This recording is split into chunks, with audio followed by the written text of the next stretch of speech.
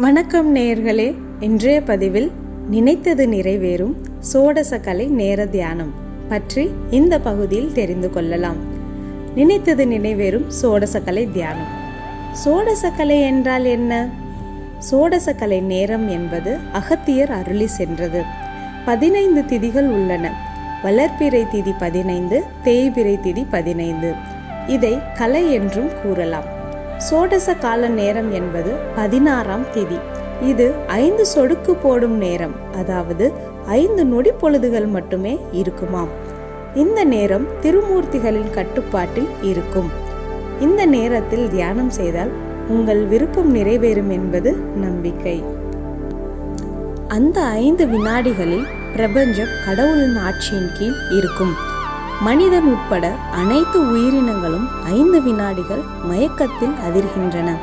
அந்த நேரத்தில் நாம் எதை மனதில் தியானம் செய்கிறோமோ அது நிச்சயம் நிறைவேறும்.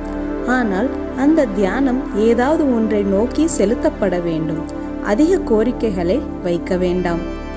அமாவாசை முடிந்து பிரதமை தொடங்கும் முன், பௌர்ணமி முடிந்து பிரதமை தொடங்கும் முன் வரும் 16ஆம் திதி சோடச கால நேரம். இந்த 2 மணி நேர சோடச காலத்தில் 5 வினாடிகள் மட்டுமே தியானம் செய்பவர்களில் சிலர் சிவன், விஷ்ணு, பிரம்மா ஆகிய மும்மூர்த்திகளால் ஆசீர்வதிக்கப்பட்டு வேண்டுதலை நிறைவேற்றுகிறார்கள். இந்த நேரத்தில் பூஜை அறையில் தீபம் ஏற்றி பிரார்த்தனை செய்யலாம். அஷ்டலட்சுமிகளின் அருளால் செல்வம் பெருகும். இந்த 5 வினாடிகள் எப்போது வரும் என்று தெரியாததால் 2 மணி நேரம் சோடச கலை தியானத்தில் இருக்க வேண்டும். இந்த நேரத்தில் தியானம் செய்தால் உங்கள் விருப்பம் நிறைவேறும் என்பது நம்பிக்கை. இந்த பூஜையை செய்வதால் குடும்பத்தில் மகிழ்ச்சியும் செழிப்பும் திருப்தியான வாழ்க்கையும் அமையும். மாதந்தோறும் வருமானத்தில் இருந்து ஒரு குறிப்பிட்ட அளவு பணத்தை அன்னதானத்திற்காக ஒதுக்கி வையுங்கள்.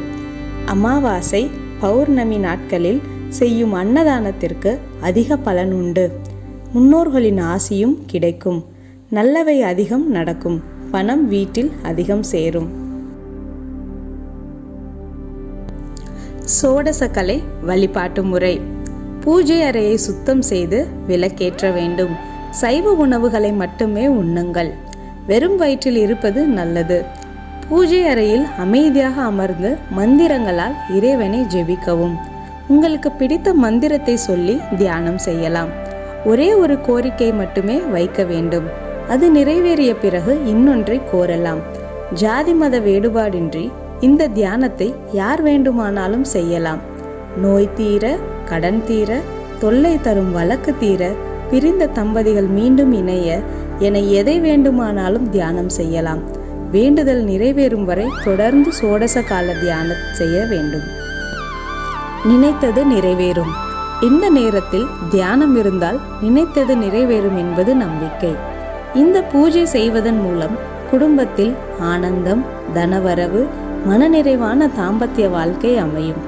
நீங்கள் ஒரு வீடு, பங்களா, கார் வாங்க திட்டமிட்டால், நீங்கள் கனவு வேலை பெற விரும்பினால், காதல், திருமணம் என உங்களுக்கு என்ன விருப்பமோ நல்லதாக நினைத்து மனதார வேண்டுங்கள்.